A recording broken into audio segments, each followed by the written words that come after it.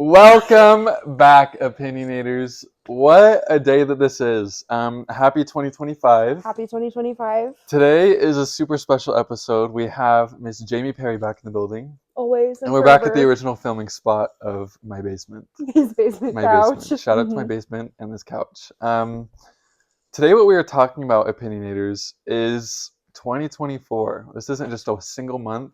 The whole year. The whole year. Whole thing. We got some stuff to say. This is a little bit different of an outline that we usually follow. Pretty much the same, but some different little things that just work better. Today, for our centerpiece, we have the book that I've talked about in, I think, every single episode. Dune. This is the exact one I read. Look how pretty. It's humongous. Ruined his relationship with reading for 9 months. My head is big, I could but the have had book a child in the amount of time that he stopped reading because of reading Dune. No, literally. It's so bad. It's his favorite book, though. But this is him. She's beautiful. Look at this print. Teeny. Oh, size 11 font. Size 11 font. Not for y'all. This was hard, but we're gonna talk more. We'll talk more about Dune later. I guess to get started today, 2024 thoughts. What was your thoughts on this year? Honestly, if I had to describe 2024 in one word, I would say just like boring. Really? It was like a pretty boring average year for me, at least. I would say, for one word, I'd say like. See, like it was a weird year. I feel like it's just like unexpected. I'd say unexpected. Okay, I like unexpected. Like, I didn't look. There was going into 2024. I was like, there's nothing like super crazy that like I have upcoming, but then like cool things happen still, and like some fun unexpected things happen. See, mine was very like I knew what 2024 was going to be, and it was just like getting. She through finished my school, final notes. I finished started college, student teaching. Started and finished student teaching, got a job. So yeah, it's been She knew what was coming, and I didn't. Yeah. Yeah. Which is fun. But 2024 was good. We're gonna follow the same outline as usual for the first part: movies, TV shows, music, books, and then events. And so we're gonna start with movies, okay? Let's do it. We're gonna start with talking about our top 5 2024 movie releases. We'll go from 5 to 1. Oh, okay, 5 to 1. Do we want to go every other? Should we just? Let's do every other. Okay. Yeah. I have for number 5. I have a 5-way tie. I have not a 5-way tie. A 2-way tie. Okay, let's hear it. Number 5 is going between Challengers and Wicked. Challengers and Wicked. Y'all should have seen me and Jamie when we saw Challengers. I saw Challengers 3 times in the theater, and every time that part with what's his name, the other guy that's not Art, Patrick. Every time Art and Patrick were on the screen, I was like, this gets better every time I watch it.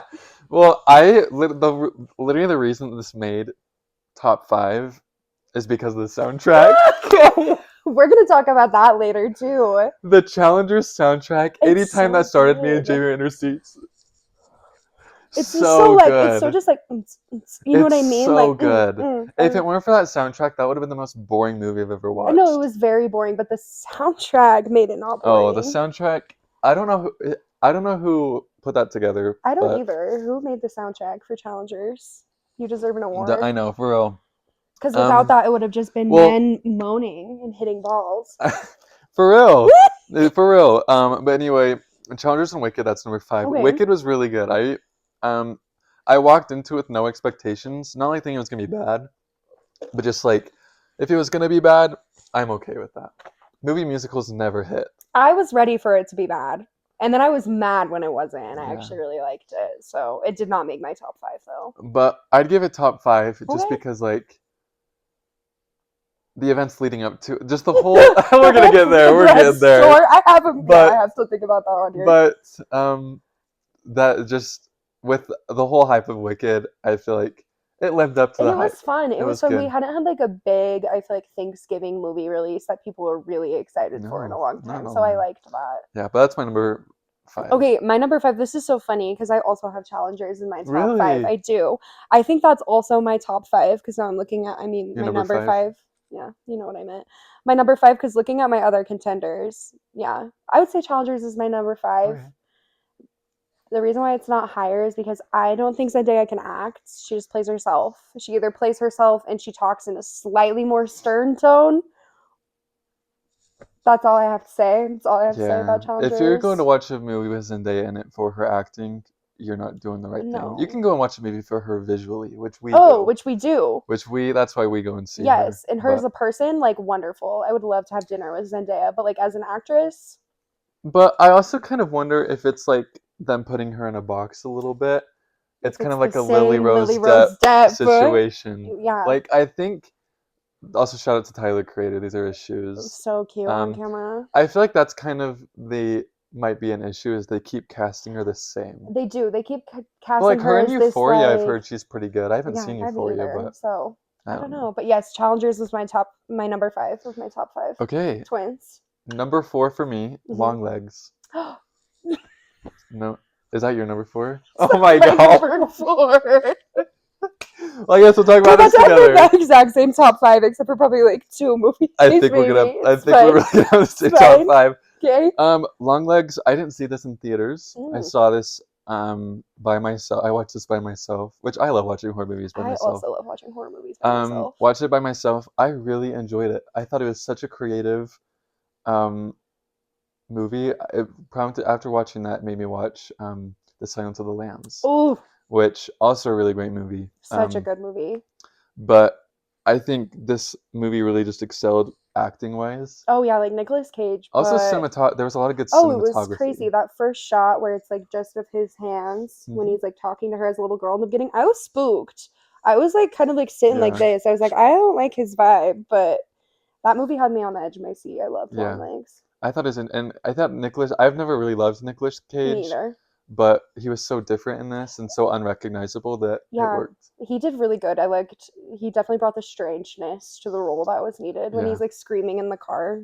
Really like a brilliant plot. I think that's like a good, I honestly, if you're like never watched a horror movie and you want to watch them, that's like not a bad place to start. No, I feel like that's actually a pretty good place to start because it's more. It wasn't the scariest thing ever. It's not like it's super overly scary. It's not gory. It's just like more mystery horror. Very it's like a thriller. You're still you're like on the edge of your seat. Mm-hmm.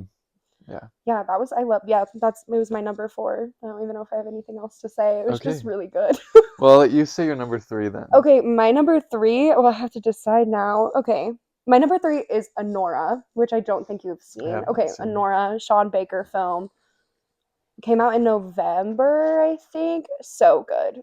Definitely more of like it's not a mainstream movie, obviously, but Mickey, what is her last name? Madison. I think that's her name, Mickey Madison, the main woman in it. Phenomenal actress. Anora? Anora. Yeah. She needs to be in more things. She's like a stripper in New York. That's like how it starts. And then she meets basically the Russian version of Timothée Chalamet. He looks exactly like Timothée Chalamet, but Russian. Interesting. And then they have like a shotgun wedding, and it all goes to crap, and it's so good. Really excellent movie. I'm not giving it enough justice, but it's so good. And the final shot is just wonderful. Okay. You need to watch. I'm curious. Because it's kind of like, it's like drama, little bit of action. Was it a theater release? It was for smaller theaters. Like, did you see it in the theater or no? I did. I saw it at Broadway in Salt Lake, so I had to go to the artsy theater to see it. But it's like I don't remember. Yeah, they didn't do a lot of what is it called? Press. That's the word. They didn't do a lot of press for it because I think it wasn't as mainstream. But it's really good, and I think in 2025 we'll see a lot of more people want to see it. I don't know who produced it. I know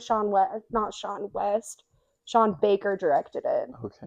He also directed the Florida Project, if that rings any bells. Yes. But yes, Anora was amazing. Okay. Mikey, I think that's her name. Mikey, what did I say before? Madison? I'm going to make up a different last name every time. Mickey, something I think. She's so beautiful. I love her. So cool. That's my number 3.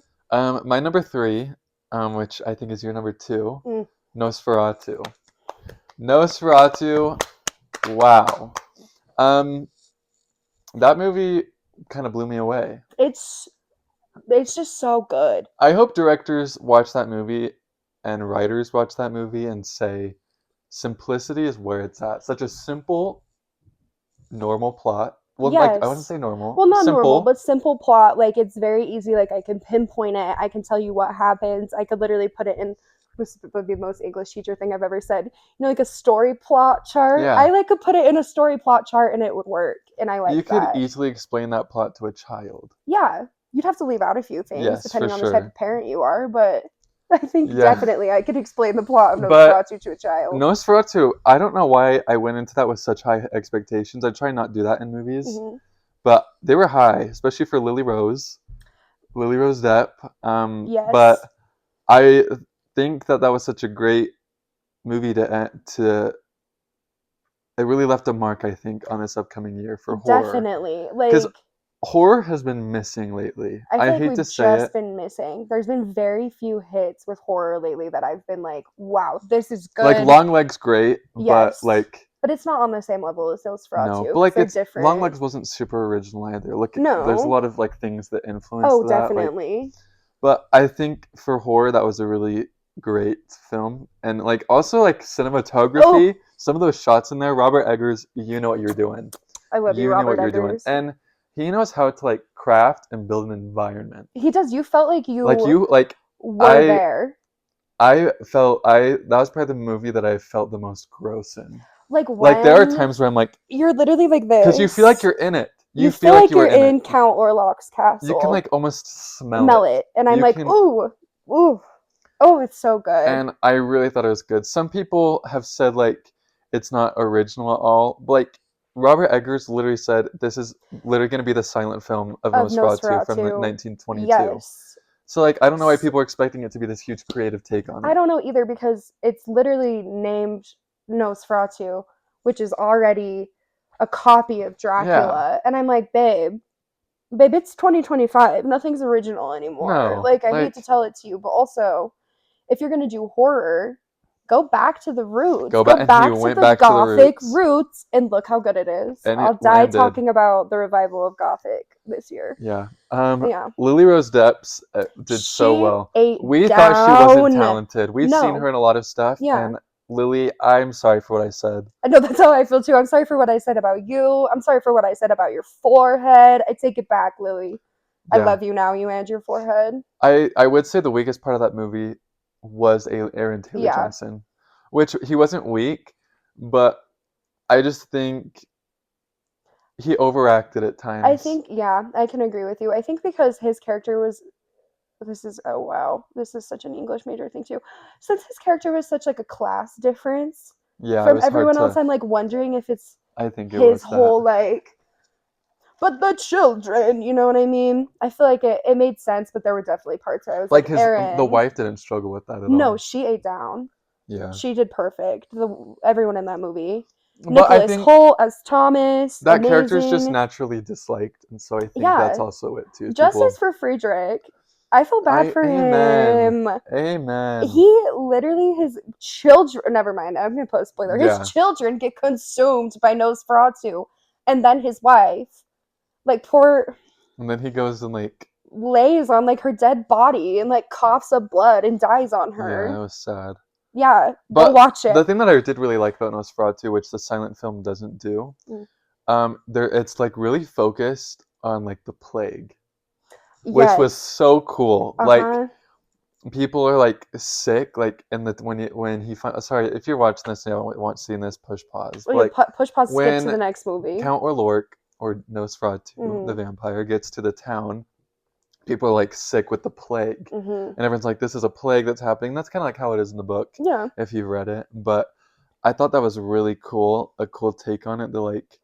It's like a plague, not just this vampire going around and biting people. Yeah, because it definitely makes it more scary, because the plague was disgusting and horrifying. And he is disgusting. And horrifying. He is so gross. The way his body looks when he's slurping blood out of people made me dry heave the first time I saw it, and I loved it. If a horror movie's not making me dry heave, I don't want to see it. That's my mantra for 2025. But just so good, and the soundtrack. The soundtrack was really great. Impeccable. Yeah, so shout out to Robert Eggers. Shout out to Robert Eggers, I love you. That was strong. You've never missed. I haven't seen all his stuff, so I can't say if he has missed, but from what I've seen, he does. He hasn't. Yeah, he's very talented. But really great movie. Highly recommend. I don't think the movie's for everyone. It's really weird. Very weird. Very weird. But that's what he succeeds at. And if you've never experienced anything with like gothic horror and you're really used to modern horror, I think this is a great gateway into it, because it explains it pretty easy. I agree. And gothic horror is the best type of horror. It is good. It's the best. Also, last thing before that final shot. Ugh. People laughed at that, and I'm kind of sad. How did you laugh at that? I'm kind of sad over that. I'm like, you didn't get the You don't get the context at all. You don't get it. Like when Willem Dafoe's talking at the end. I'm getting goosebumps thinking about it. Sorry that some of you are stupid and don't know how to analyze a film and get the deepness of it. Sorry you're dumb. That last shot was beautiful. It was so good. Disgustingly beautiful. The grotesque, if you will.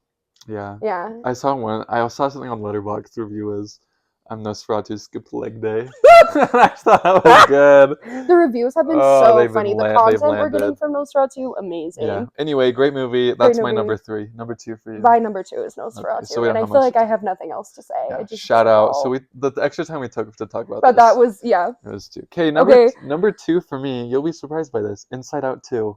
Really? I loved Inside Out 2. It was so good. I thought it was solid. I didn't love the first one. Really? I thought it was good, but I don't think it was amazing. Okay.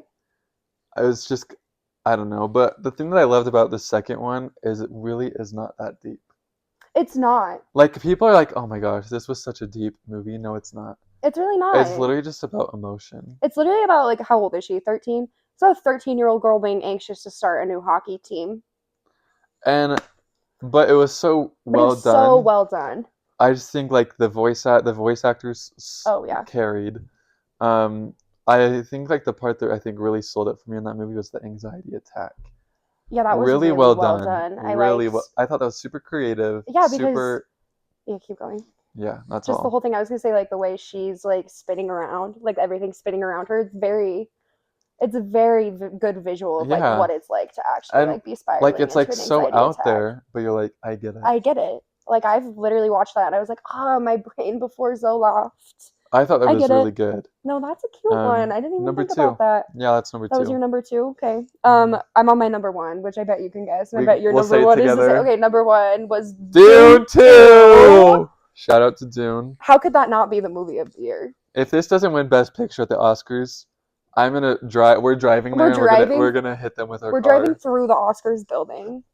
We'll be sitting outside. We're gonna have a picket sign. Dune 2 better win. It's already disqualified from getting best soundtrack, which I understand.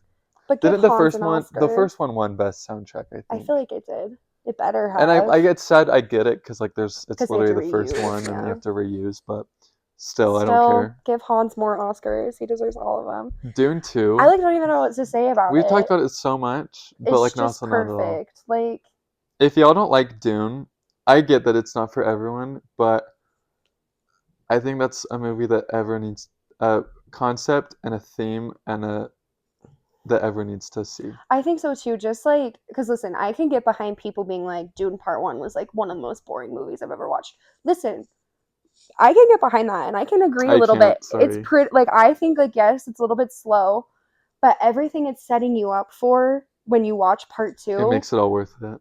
Then you're like, no, Part 1's amazing. Yeah. Part 1's amazing. The visuals in Part 2, I can't ever stop thinking about the part at the beginning. I don't know if it's the beginning where it's like bright orange. Oh my gosh, I was like going to say that. Dropping out of the pods. I have never seen. And when they're going up the mountain. Yes. I have never seen a movie that looks like this before in my entire life. I am sitting at the theaters by myself, front row, and I'm like, and it's like the first 5 minutes of a movie, and I'm like, there's never been a more visually stunning and unique film than Dune, I don't think. And when he rides the sandworm, don't even talk to me. That part was so... It's so good. I love that movie. That is a top 5 movie ever for me. Yeah, it's definitely in my top 10.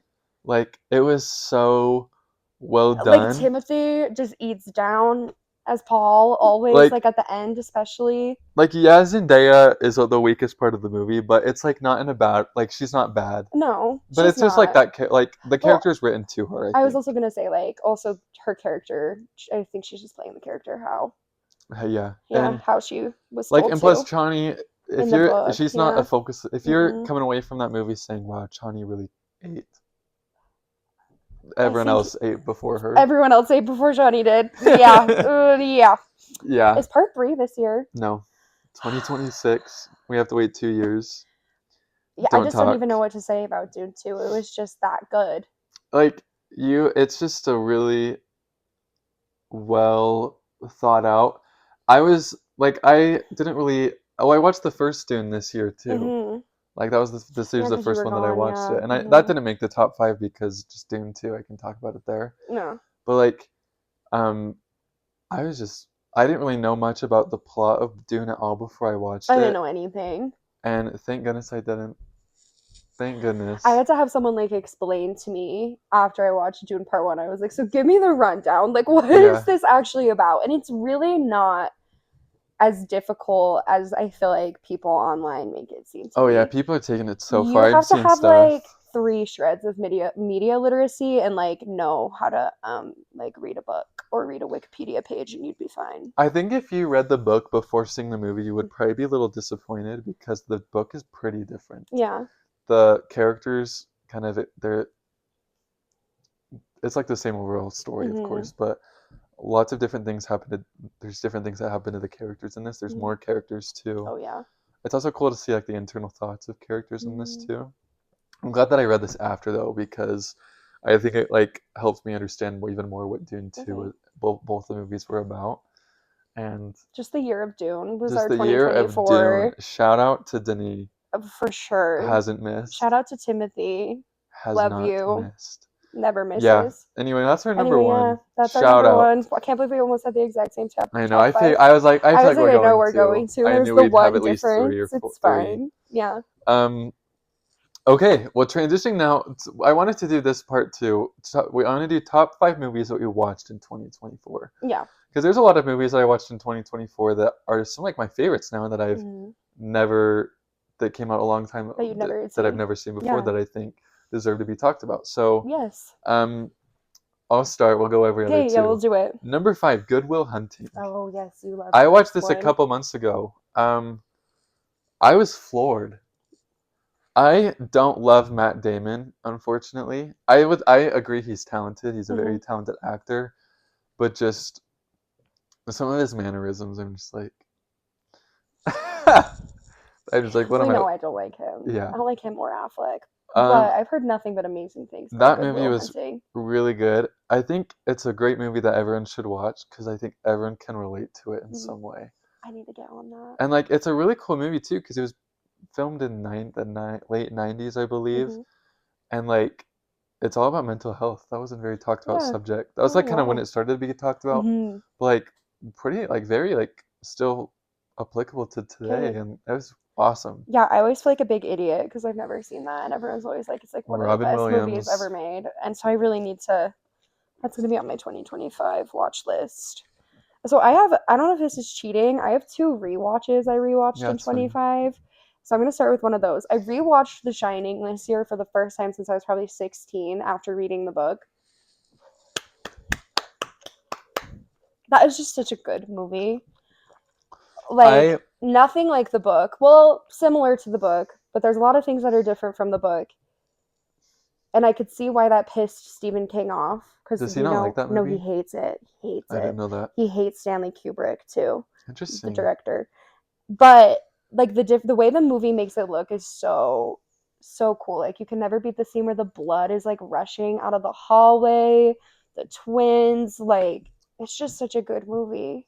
I hope no one ever remakes that film. How could you ever remake The Shining without Shelley Duvall is dead. Shelley Duvall. Don't do that to my girl Shelley Duvall.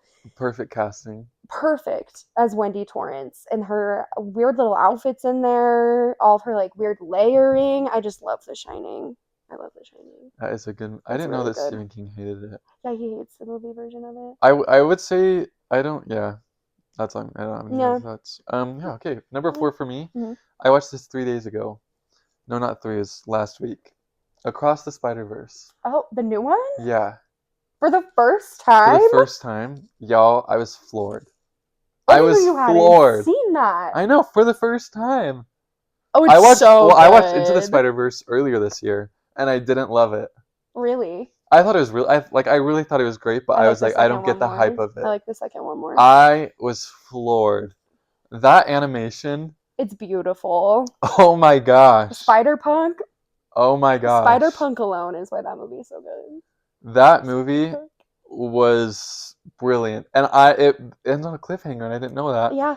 And all of a sudden, it ended, and I literally was like, "Are you kidding?" Yeah, and we don't know when we're getting the next one because it's supposed to be just this read year. something that it was supposed to be that it's not going to be 2026 because they don't want to release 2 Spider-Man movies. It'll probably be 2028. That's what I feel. It'll be 2028 when we get it. But it was really good. It's so good. I was sad. I would kill to see that in a movie theater. I saw it twice in the movie theater. That would be ethereal. Like jaw dropped. Yeah. It's hard. It is hard to do animated movies today. It is. It's hard to make animated movies that look unique and have good plots for both children and adults. Yeah. And Spider-Verse is like the perfect sweet spot in between those. Also, the voice actors. I feel like that was very well cast. Oh, everyone was so good. Wise. Oscar Isaac in there. Oscar Isaac. Haley Steinfeld was great. She always eats. She's a really good voice actor. Yeah. What's Shamik? Something who's Miles Morales. I don't know his last name. He's kind of been problematic lately. Yeah, I've seen that. Very well done. I'm like so shocked that you hadn't seen that. Like literally last week. It's so good. Shout out to Across the Spider-Verse. That was excellent movie. Great movie. Okay, I'll do my other rewatch and then I can get into more interesting ones. I also rewatched, and I put this on here because I rewatched it in the theater during the summer. Is Call Me by Your Name. I know you've never seen. Watching that movie in the theater was like an otherworldly experience because it's so beautiful. You like just for the visuals alone. Mm-hmm. Luca and Timothy's like breakout role. It's just stunning. You get all those shots of Italy because they're in northern Italy the whole time. And like Timothy, for that being his like first big role, to come out swinging because he eats in that movie. Like to just be doing all that in your very first movie, he literally got nominated for an Oscar for it. Like, was it supporting or best? I feel like it might have been supporting, but it should have been best because he's more of the main character than Armie Hammer. Is it Armin? No, it's Armie Hammer. I just always say Armie Hammer because I can't. Get him out of here. We're done. We're not even talking about He's like, I'm coming back. Never mind. We're talking about this all day. But Call Me by Your Name, seeing that in the theater because I love that movie. It's one of my favorites. It's just like an otherworldly experience, and it's just so good and it's so sad. It's really sad. I want to watch that movie. You gotta watch it in the summer. It's so good. I feel like I should watch it. I feel like that'd be good. Yeah. Okay, interesting. Number 3, you're gonna eat this up, The Batman, with Robert Pattinson. This is a first time watch as well. Mm-hmm. Floored. It's so good. I don't know how people they keep creating Batman movies and they're all so original and so good. It's like mind blowing. I was still to this day so impressed by Matt Reeves able to provide us with a Batman movie that we hadn't seen before. Oh, well, I remember when this got announced, I was like, this is like gonna be The Dark Knight. Yeah. I was like, it's so different. Yeah, that's why it kind of took me a minute to watch it. Wow. I watched it downstairs here in this basement on my TV. Only critique that I have for it is it got so dark. It is so dark. Like not like theme wise, but just like the lighting. The lighting is so dark that like I couldn't even see it on my TV, and it was like And so I feel like if I were to watch it in like IMAX or like on a movie theater, that'd be very different. But I need a better TV. That's what I took away from that. I need a better TV to be able to get those dark colors. When I saw the Batman in theater, I was like literally like cheering, screaming, like fist pumping because it was so good. Talk about being able to direct an environment. The environment of that movie, I think most of the Batman movies is really well done, but that was especially well done. That's my favorite. No, I don't even think. That is my favorite portrayal of Gotham in all of Batman's because it's the most... Gotham is supposed to be gross, and you're not supposed to like not want to live there, and you don't want to live in the Gotham that's in the Batman. The Dark Knight Gotham, you're like, that's New York, baby. Yeah, and I think that is a good take, but I think in terms of like what Gotham should be, definitely, this one did the best. And since the Batman, like he's more of a darker Batman than Christian Bale's is, it just makes sense. Yeah. Oh, it's so good. I'm also, so shout out to this Batman for keeping the eye black on his eyes when he takes the mask off. And the other one, he takes his mask off and all of a sudden... Where does it go? I'm like, we know that is eye black. We know it is. What else is it? Like, and at least it was shown in this. And I loved how he looked when they made him look like a little wet rat. So depressed. I was like, yes, thank you for giving us... Why is Robert Pattinson depressed in every movie he's in? He can never have a movie where he's happy. He can never be happy in a movie. He can never be happy in a movie. He just was the grungiest, most depressed. Yeah. perfect Batman. I love Shout him. out to the Batman. But also not shout out to the Batman because it got postponed another year. But also shout out to Matt Reeves because he's like, I'm gonna put out a good movie, and I'm gonna take the time and I need. It took him a long time. But also, Matt Reeves, if you're watching this, if you are not sure of when a movie is going to come out, don't give us a release date. This is for every director too. Don't give us a release date. Shout out to Christopher Nolan. Shout out to Denis. They announce a movie release and they hold to it. They don't postpone. Mm-mm. Matt Reeves, I get it. I'm fine that you postponed, but this was the second time you postponed. Yeah. If you weren't sure of when you're going to release this movie, don't announce it. No. Don't announce it. Announce it when you're ready. Exactly. I was like, it's too much. That's all. That's all, period. Shout out Matt Reeves. I still love you. Matt Reeves. Anyway, back to you. My number 3. Okay, yes. Number 3 of movies. Can I do 2 of them at once? Because they go together. Okay, so my 3 and 2 and 3. What number are we at? Sure. 2 and 3 are Pearl and then X. Pearl. So the same. They go together. So was Pearl 2024 or was that 23? No, it was 2020. It was 2023 or 2. I think it was 2023. Yeah, I know I was on my mission. So which one did I watch first? I watched Pearl first, which was the second movie that came out of the trilogy, but it's technically the prequel to X. Love it. I know most people like X more than they like Pearl. No, I am a Pearl girl till the day I die. She is just so crazy. Like, I can't even explain to you. Like, all the memes made of Pearl are just so worthy. No, I'm a star. I'm a star. Crazy. I'm not staying on this farm. I'm a star. So good. I love Mia Goth, even though she's problematic. I love Mia Goth. And she does so good in horror movies. She just has a face built for horror, and she can scream like none other. And all of her weird accents she can do. And then she's just like really just so British in real life. Yeah. So I loved Pearl. I liked X too. I just felt like there was like Jenna Ortega's in that movie, and I'm like, what was the point of her character? There's like Jenna Ortega's in X. Ugh. There's a few people in X where I'm like, I just feel like your character was unnecessary. Isn't Halsey in it too? I don't know if I think so. Maybe. No, Halsey's in. Yeah, no, she's in Maxine. I knew she was in one of them. Kid Cudi is an X. I knew that. Yeah, I knew that too. Kid Cudi is an X. So is the order Pearl, X, Maxine? Of like how the story goes, but I liked Pearl the most. It was the most campy. Have you seen Maxine too? Yes, and it's the worst out of the whole 3. Is it like bad? Really boring. I was very disappointed because they could have done so much with it, and then it was just so boring. It was a cool concept. Yeah, because the first 2 are great, and they're so weird, and then it's just like the third one really boring. Dang. Yeah, Pearl and X. I watched both of them in 2024. Loved them. I love those movies. Yeah. Okay.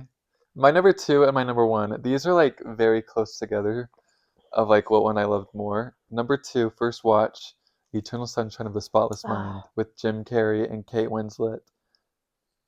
Oh my goodness. That's another one I need to watch. Y'all, like, what am I doing? Watch it during this time, okay? Because it's in winter. This movie, y'all, changed me. This is a movie, and same with the first one, I have not been able to stop thinking about. Oh my goodness. If you just don't know the plot of this movie, I think it's best to go into this movie and not having any idea what it's about. You already kind of know the plot. I do. But if you don't know anything about this, just go and watch it. It's a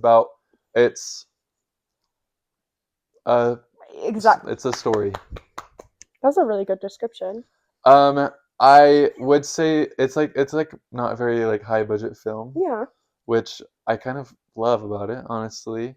Like outside of Jim and Kate, actors aren't very good. Mark Ruffalo's in it, he's fine, but like all the other actors aren't very great. But you only really care about those 2. But like I think it's like one of those movies that just the story it doesn't matter how bad the actors are, it's the story that is just so good. Amazing. Yeah, it's another one. And it's also really cool. It's also cool to see Jim Carrey play a different character because he's not like your average Jim Carrey role. Like he is a very serious, like kind of depressed man. Interesting.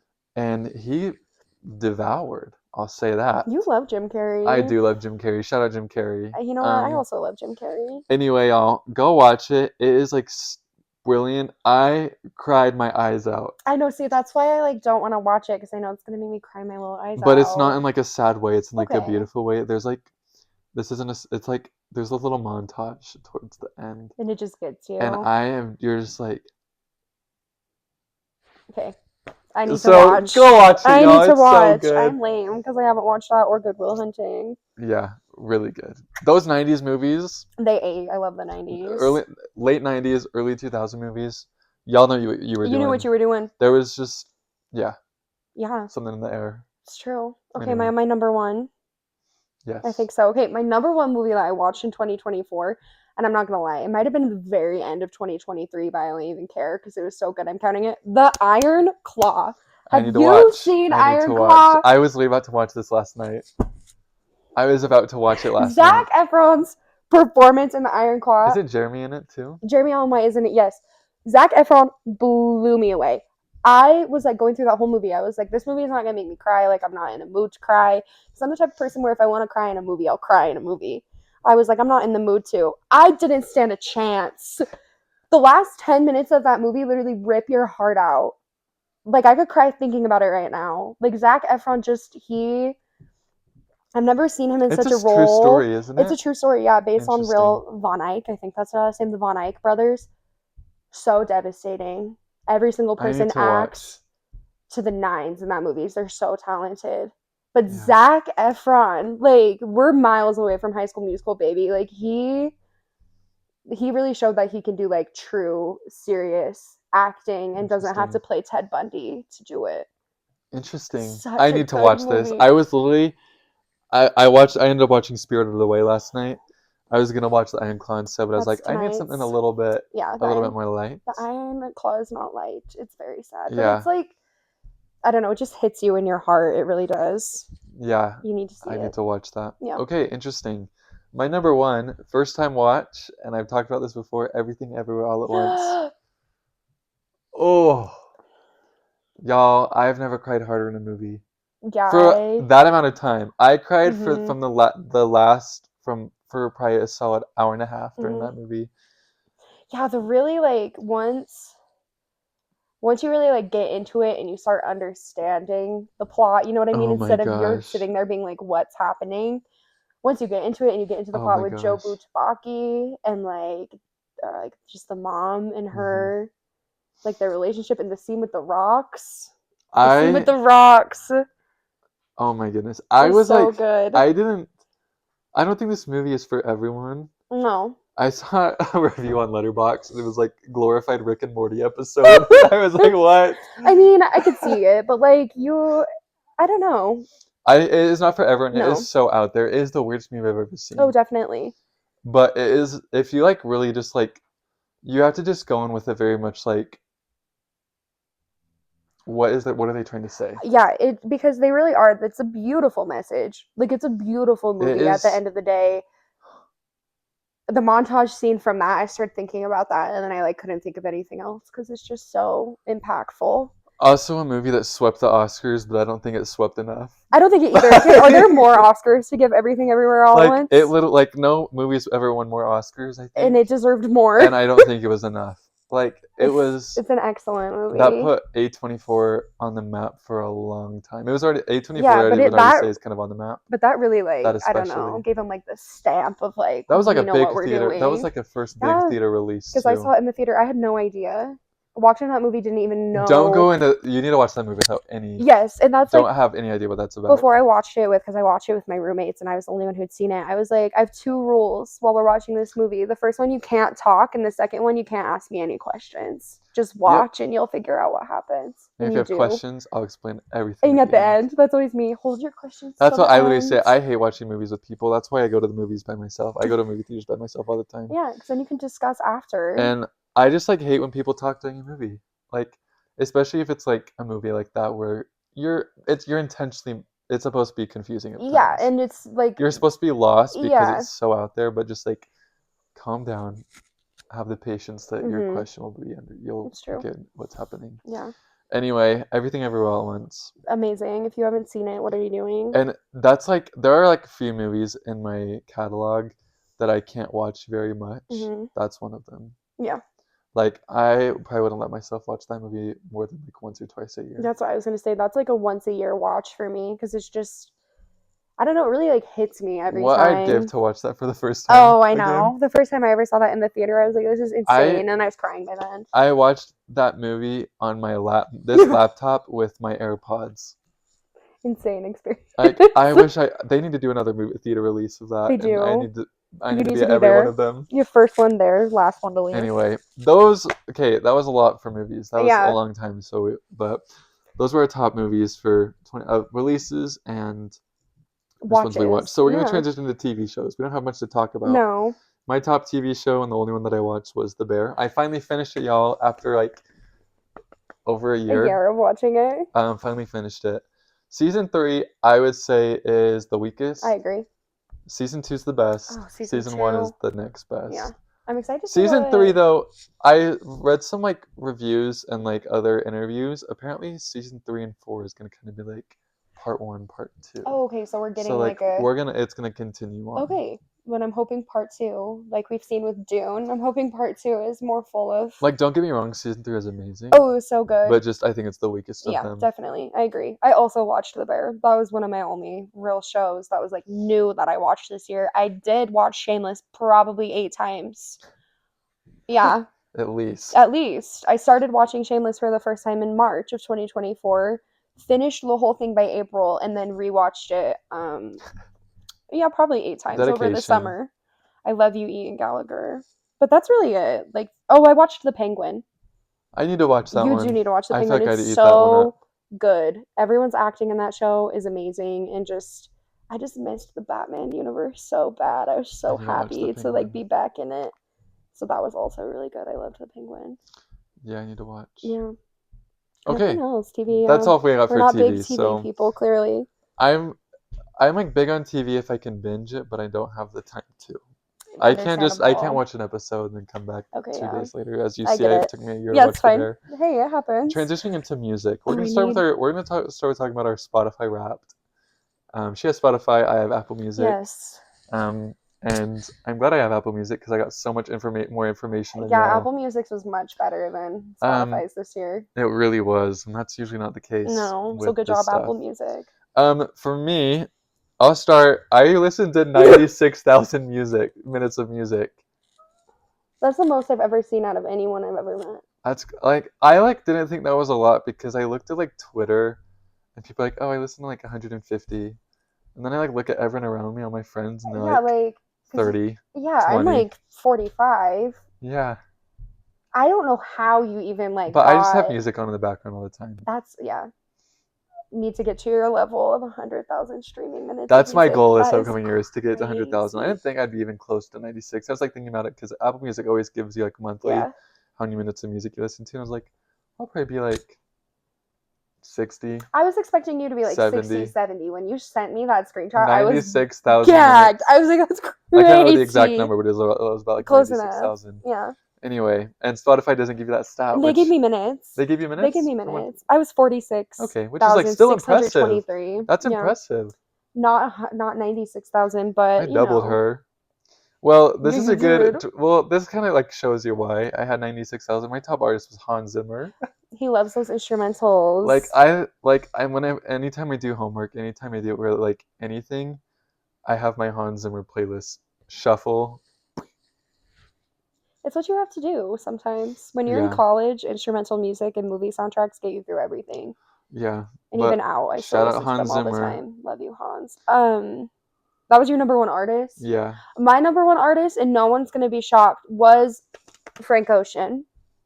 I don't have anything else to say. He's been in my top 3. Which we could expected that one. Since 2018. He's never dropped below top 3. He's always first or second. Yeah. Actually, he was 3rd last year, but he's always in the top 3. No one should. My number 2, which I was kind of surprised by, honestly, Post Malone. Oh, I didn't know you listened to that much. I love you, Post Malone. You do love Post. I think a lot of it was because I was going to his concert, and I've had just a big urge to listen to his music lately, especially since like this last half of 2024. I don't think I listened to him much during like the first half of 2024, but these past 6 months, man, I listened to a lot of him. With old Post Malone. It's mainly old Post Malone too. I don't love his. I'm not a country person, so I don't listen much to his country. I would agree it's good, I can respect country music. Yeah, he has like a good voice for country too. But it's his old stuff. His Beer Pongs and Bellings album. Don't even talk to me about Candy Paint. It's fine. Candy Paint? I'll get emotional. Oh my goodness. I will get emotional I love you, Candy Paint. Anyway, that's my number 2. Okay, my number 2 was Phoebe Bridgers. Yeah. I could probably guess your top 5. That's another very standard. I love Phoebe. I listen to Punisher like every single week. I've been out of a Punisher era right now because I'm not as I'm trying to not make myself as sad. That's so valid. Listening to less Phoebe Bridgers right now. Yeah. Call me in a month. That won't be the case. Can I say something so sad back to your first one? Yeah. My number 6 artist was Frank. He didn't even make top 5. And guess what was my number 6 album? What? Blonde. I'm like, are you kidding? You were this close. I was so close. It was like neck and neck. I'm kind of pissed. Okay, who was your third? Tyler, the Creator. Excellent. Yeah. Tyler, the Creator. I don't think I have much to say. Y'all get it. Everybody gets it. He wasn't in my top 5. Really? He was my number 6. I was like, Tyler, you do no wrong. You do no wrong. We'll talk about Chromacopia in a second. Number 3 for you? My number 3, Remy Wolf. If you're not listening to Remy Wolf, I've talked about this again. I talked about it before. I'll talk about it again. Stream Remy Wolf. I don't know what you're doing. She makes such fun music. I love her. Yep. My number 4, which is I have things to say, Rihanna. All of my other top 5 artists, I listen to multiple albums by them. I listened to one Rihanna album. I listened to one Anti. That's all I listen. That's the only Rihanna album I listen to. I like her other music, but like Anti it doesn't hit like the Anti best does one, for me. Yeah. And Anti, that kind of music is so me. Like, I love that album. Good Girl Gone Bad. That's not a very me album. No. Anti is. Anti. And so I hope y'all understand. Like every other artist in my top 5, I listen to every album by them. But not Rihanna. Rihanna, I listened to one. So for her to be in this is crazy. You love Anti. I love Anti. It's a perfect album. Put a gun to my head and ask me to repeat every lyric, every single word of this album. He could do it. He's living. He's coming home. That'll be good. Tell the kids he'll be home for dinner. Yeah. Anyway, that's my number 4. That was your number 4. My number 4 was Chappell Roan. Also very, very standard. You're kind of out of a Chappell Roan era. I'm kind of out of a Chappell Roan era right now. She's kind of been a Chappell Roan hater. Well, not a hater. Yeah, because I hate what the internet did to Chappell Roan. I think I feel the same way she does. She'd agree too. Because like I saw her back in 2023 before all of Brat Summer and Chappell Roan and all that mess. And it was just so, like, that album is perfect. I still hate what the internet did to it. It makes me so irritated. But yeah, she was my number 4. And if she drops new stuff in 2025, she'll probably be my number 4 again. Yeah. Yeah. I like Chappell. I haven't listened. I listened to her Midwest Princess album. It was really good. It's not for me. Yeah. I like to listen to music that I find really relatable. I was going to say there's not really anything that I would relate to you. But I also listen to Tyler, the Creator, and half the time it's just him just saying random things. It's true. I listen to him for different reasons. Yeah, exactly. My number 5 was Lainey. Okay. And I should have expected Lainey as number 5. I really thought Frank was going to take the number 5, and I was kind of sad to see that he barely missed it. But Lainey was number 5. I went to his concert in March, and so I think, and plus he released a new album like late 2023. So that was a big part of it. So that's been a big. Yeah. But that's my number 5. Okay, my number 5 was Between Friends. Of course. Who I love. For one song? Is it because of one song? It's not even because of one song. You like all their music, I like all their music. I've tried to listen to all their stuff. It's pretty out there. It's pretty weird. It's very, very techno-y. But when their stuff is good, it's so good. And they just have, like, Savannah Hudson's voice is amazing and stunning. And I also saw them live in 2023, so I think going into 2024, that's why I listened to so much. What a concert can do. Oh, that concert was hearing Affection live, top 3 moments in my entire life. Like, it was so good. Go stream Affection by Between Friends. Yeah. Best song ever made. Okay. Yeah. Top albums. No. This is still top Spotify. I can't get my top 5 from Spotify. Yeah. So I just chose my 5 favorites. Yeah, which is valid. And mine are number 1, Dune 2. Of course. Yeah. Oh, I don't think I'd have much to say there. Kiss the Ring, I'll say that. Kiss the Ring. And A Time of Quiet Between Storms. So good. If y'all know, you know. Also, Warm Ride. Those 3, y'all. Sands of Arrakis too. Sands of Arrakis. He's gonna list every track. I could by memory. I could like acapella right now for you. Not the right song, but that's my number one. As it should be. My number one was Big Ideas by Remy Wolf, which I've talked about on this podcast before. So I don't really feel like I have anything else to say. Stream Big Ideas by Remy Wolf. I'm writing this down. I'm gonna listen to it. You do need to listen to it. It's so good. My very favorite is Wave. There's a really good electric guitar solo in that one. So I love that album. Yeah. Okay, Big Ideas. What's your number two? Number two, Anti. Of course. Why did I even ask? Shocker! Anti was number two. Mainly because of two songs. Kiss It Better. And duh. Same Old Mistakes. Your favorites. They're so good. Yeah, that's all. Yeah, Anti was number two. Okay, my number two was Chromacopia by Tyler, the Creator. That's my number two. It's such a good album. We talked about it so much. It's just very, what am I trying to say? It was like the follow-up I wanted to Igor that I didn't get with Call Me If You Get Lost. True. And I liked parts of Call Me If You Get Lost, but this was so like Tyler, the Creator. You know what I mean? Like I know he just put like his whole heart and soul into this album, and there's less features, and there's still a lot of features, but I like an album with less features. That was the thing that I struggled with Call Me If You Get Lost, is how many features. It was overwhelming. Yeah. You like kind of forgot what you were listening to for a while. But Chromacopia is so cohesive. I love you. Chromacopia is just really good. My number three is Igor. Eat. I love you, Igor. I think that will forever be his best album. Oh yeah, definitely. Sorry, y'all. No, I agree. People are big Flower Boy stans. Me too. Oh, same. But Igor, I think of Tyler, the Creator, and his whole persona, and Igor matches it perfectly. It does, and that's because he did something so different with Igor too. It was like something we hadn't really seen from him. Yeah. Especially compared to the Flower Boy era, and I love Igor, and I love Igor. So good. Oh, A Boy Is a Gun. I love that New Magic Wand. And New Magic Wand, and What's Good, and every single album. Also, I really like that because of the subtle features he has, that album. They're so cool. They're so little. They're like the Playboy Cardi. You have the Kanye. You have Kanye. You have a few. It's really good. It's really excellent. Yeah, that's my number three. Okay, I like your number three. My number three is, I'm trying to remember, what is it called? I can't remember. It's a Memoir of a Sparkle Muffin by Suki Waterhouse. Whatever her new album was called. Stunning, amazing, beautiful, wonderful. Yeah, Memoir of a Sparkle Muffin. You good? He got compelled. Nosferatu is in his body now. Anyway, beautiful album. She has such a stunning voice.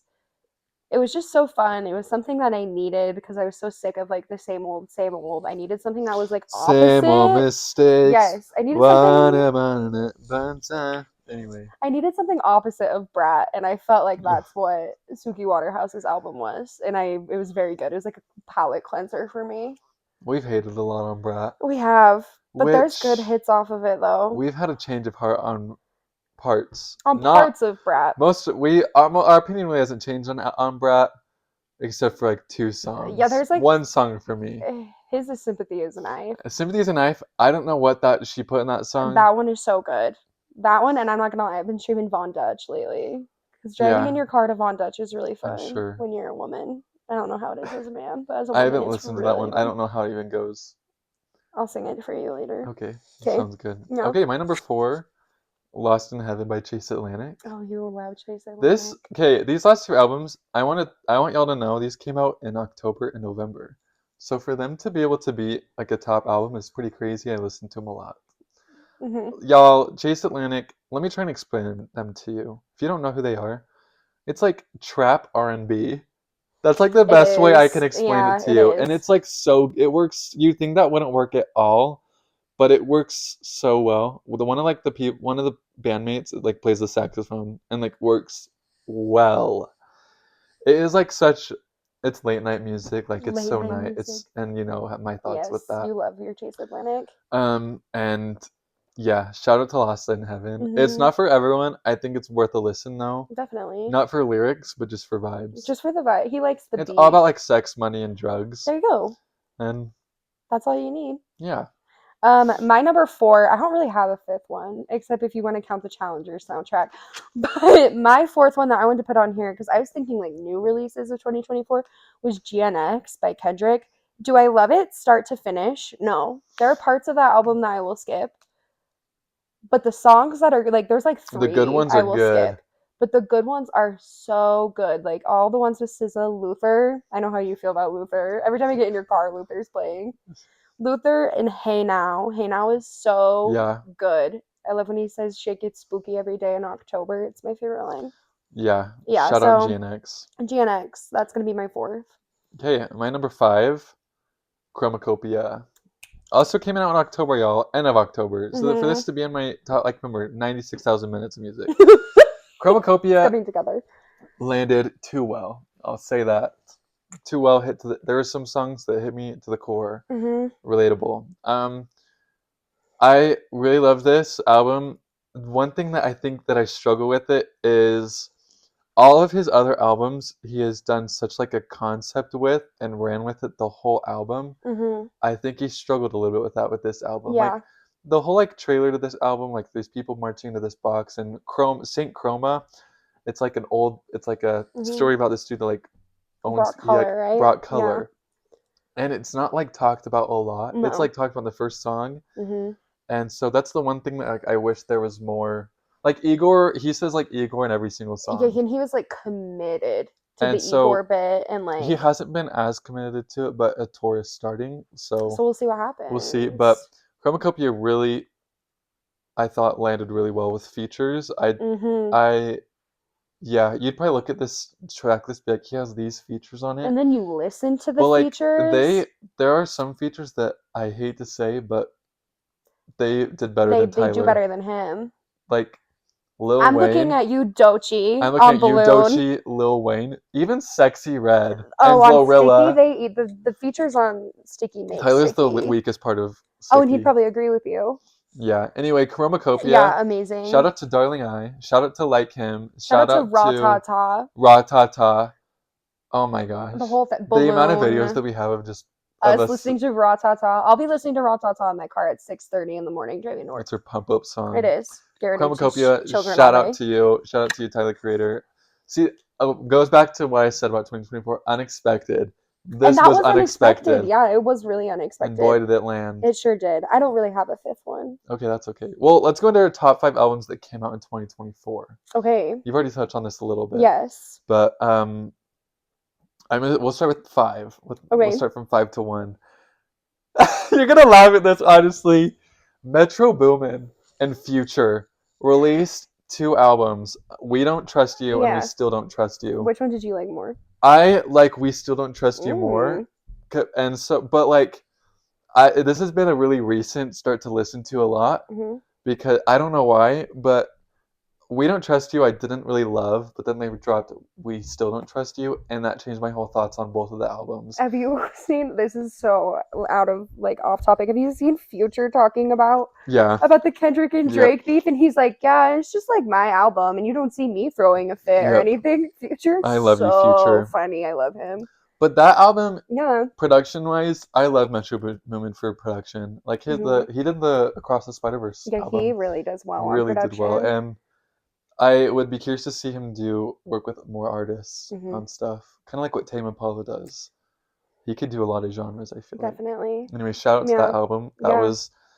I'm combining them because like it's kind of one. They're kind of like together. They're 2 separate, but unexpected one there for sure. I really enjoyed it.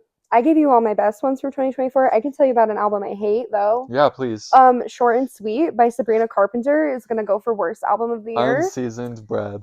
It's so boring. Chicken. I could put into ChatGPT, make me a basic white girl pop song about liking to have sex, and it would give me Sabrina Carpenter lyrics. And if you were to put in a basic song written by a white girl, it'd about a breakup, it'd be 143 by Katy Perry. Oh my gosh, I thought That's what I'm giving worst album. Oh yeah, no, definitely. Worst album. Yeah. But funniest thing to watch.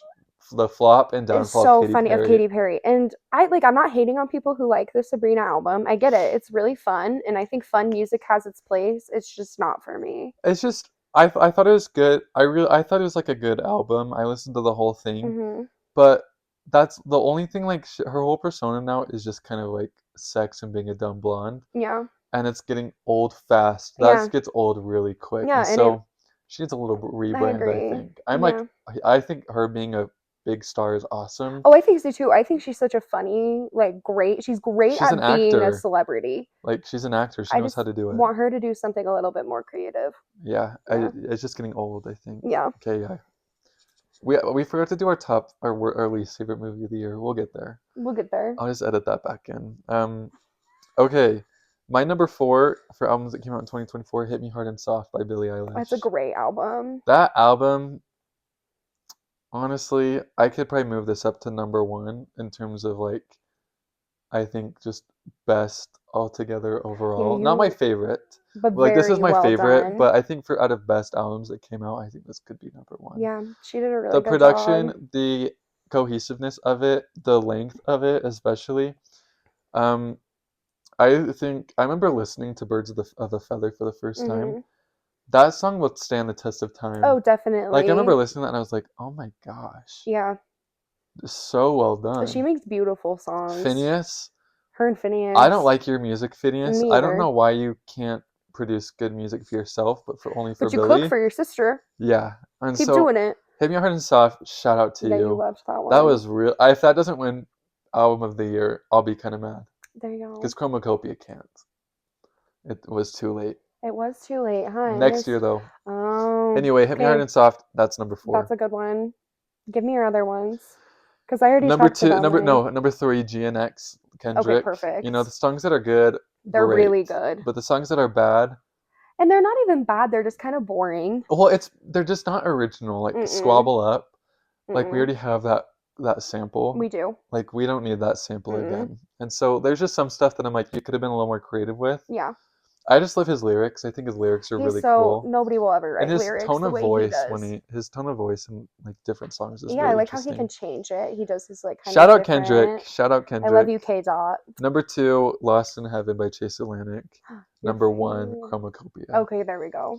Chromacopia. Love you, Chromacopia. You'll always be famous. And the Challenger soundtrack. And the Challenger soundtrack.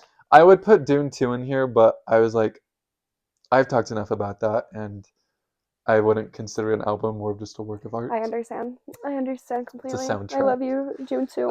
Anyway, transitioning into, we said our least favorite albums. 143, Short and Sweet. 143, you were so bad. I try and still, even when I like think an album is bad, I will still attempt to listen to all of it. I got 3 songs in, I was like, I can't do this. ChatGPT, ChatGPT, I hope you're getting some of the royalties for that Katy Perry album, because she sure didn't write a single word of it. That was so bad. She's been done since Prism. I'm like, girl, just have your child. Tend to your children, babe. Yeah, go hang out with Orlando Bloom. Yeah. Anyway. Yeah, no, mine's still short and sweet. Song of the year. What was your song of the year? You could guess. Is it Kiss It Better? Of course. Kiss It Better, baby. So song of the year is like songs that you just look at and you're like, this is a good year song that just defines the year for me. Kiss It Better. I got in a huge kick of Anti in like January last year. Did. Like I've always loved that album, but like it really solidified that album Me Loving was like last January. And Kiss It Better, usually I get sick of songs.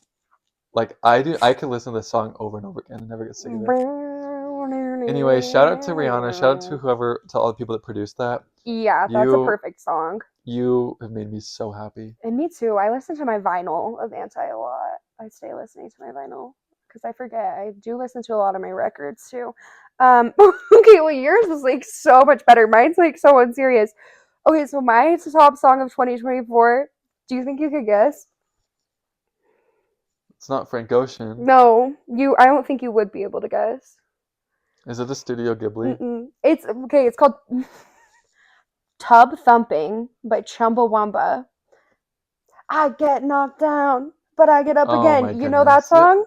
That was my anthem of 2024. I'm just learning this, y'all. It's a not good song. It's like really bad, actually. Might as well say $1 Million Baby. Probably listen to it 3 times a day. Because listen, I was going through some stuff. And all the music I like is sad. And I was like, what can I turn on that will not make me feel upset anymore? So then I turned on Tub Thumping by Chumbawamba. And you know what they say? I get knocked down, but I get up again. You're never going to hold me down. And then that just became my song of the year. Like, being so serious, I've listened to it. It was in my top played songs of Spotify. That's so that crazy. was my anthem. That's crazy, yeah. Jamie. Oh, gosh. You're welcome. I could follow it up with Lay by Childish Gambino, because I listen to Lay by Childish Gambino like 4 times every day. Childish. But yeah, Tub Donald Thumping. Glover, why are you always having these random movie appearances? Are you thinking about when he's in Spider-Verse? I know, all of a sudden there's Donald Glover, and I'm like, is that who I think it is? He's just everywhere. I love him. Good for you. Yeah. Okay, books. Transitioning into books. Top book, you're looking at it. There's his top book. Love-hate relationship. I wouldn't say hate. I love this book. I hate what it did to me. But I loved one of the best books I've ever read. The thing is, like, I know I complain about and hate on this book all the time. I don't hate on it though. It's just like me complaining about it. Yeah. But this book is always on my mind. Like, it is always on my mind, and that's like really what I feel like solidifies a good book or a good movie. Is if it is always on my mind, and that's how, like, all these movies, books that I've talked about. That's how I feel too. This book has been on my mind for 9 months. I've never read Dune. I'm kind of scared of it. It kind of scares me. That's my only top book. I don't think any other book will. I actually did pretty good. I didn't do as good at reading this year as I wanted to. How many books did you read? I read 25. I read 18. I did 25 this year. I did 50 the year before, so I was like, oh. Really? But hey, things happen. So I would say my number one book from 2024 was The Shining. Really? I had never read it before. I'd never really read. I think this was my second Stephen King I've ever read. It was one of my first, it was the first iconic Stephen King book I read. Because the one I read before was not one of the, really well-known ones.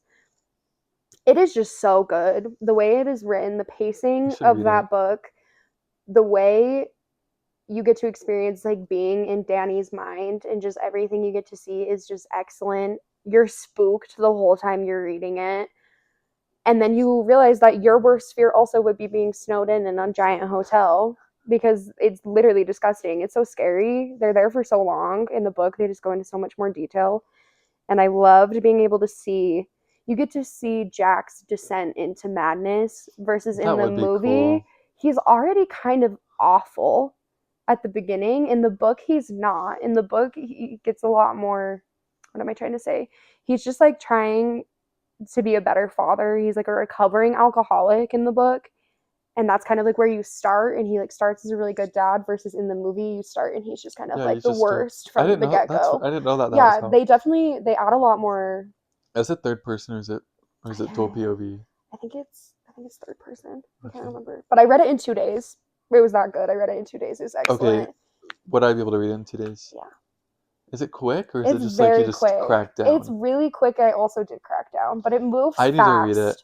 It moves really fast. I'm going to read it. Because you want to know what's happening next. And I love a book like that. I love The Shining, yeah. That one, I would say The Shining and The Bluest Eye by Toni Morrison. That is a harrowing novel. All of her novels are harrowing. They're so disturbing, but every single person on this earth, I think, should be required to read Toni Morrison. Book I gave you? Oh, I haven't read her to start to finish yet. That's for 2025. Yeah, it's 2025 review. But yeah, The Shining and The Bluest Eye by Toni Morrison. Those were my books of the year, definitely. Okay. Interesting. Yeah. You had 20 though? 25. 25. Mm-hmm. I was 18. I cracked out I think 16 from January to April. That's crazy. Until I freaking read this. It's what happens. You go in waves, because I wasn't reading at all when I was finishing my semester in college, and then I read a lot in the summer, and then student teaching happened, and I flatlined. A lot of the books that I read all of the Percy Jackson books in a month. Fun. And including the Heroes of Olympus, and so a lot of that's 10 books right there. So I cracked out all those. I read a lot of just very fast, shorter and sometimes books. That's what you need. And then I read Dune. There you go. But I read a few books since then. I read Mistborn, I read Dark Matter. So you've been fine. I'm about to finish the second What's Mistborn. the goal for 2025? How many books? I'm going to shoot for 24. That's 2 books a month. 2 a month, yeah. That's and when I read, I read. Reading, yeah. I can crack out 3 books in a week.